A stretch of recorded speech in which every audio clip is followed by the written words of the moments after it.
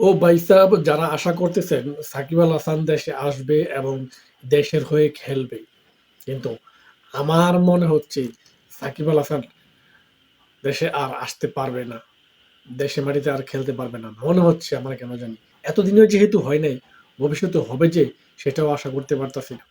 সাকিব ভক্তরা আশা করতেই পারেন তিনি দেশে আসবেন, খেলবেন, কিন্তু আমার কেন জানি মনে হচ্ছে সাকিব আল হাসান দেশে আসতে পারবে না। বাংলাদেশের মাটিতে তার আর খেলা হবে না, সেই সুযোগ আর দিবে না। দিবে না বলতে আমার মনে হচ্ছে দিবে না। ও ভাই সাহেব, হায়দ্রাবাদ এটা কি ব্যাটিং শো দেখালো! প্রত্যেক ব্যাটার রান পেয়েছে, বিশেষ করে হেনরি ক্লাসেন লাস্টে অসাধারণ ব্যাটিং, যেখানে তিনি ৪৩ বলে ৬৯ রান করেছেন। শুরু থেকে মার করেছিল হায়দ্রাবাদের ব্যাটাররা। অভিষেক শর্মা ১৩ বলে ৩৫ রানে একটি জোড়ো ইনিংস খেলেন।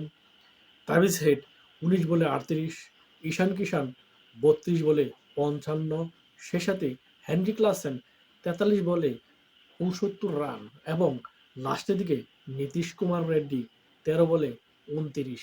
মানে দলীয় ব্যাটিং কাকে বলে সেটিই করে দেখাচ্ছে হায়দ্রাবাদের ব্যাটার। তারা ৪ উইকেটের বিনিময়ে ২৩৫ রান সংগ্রহ করে।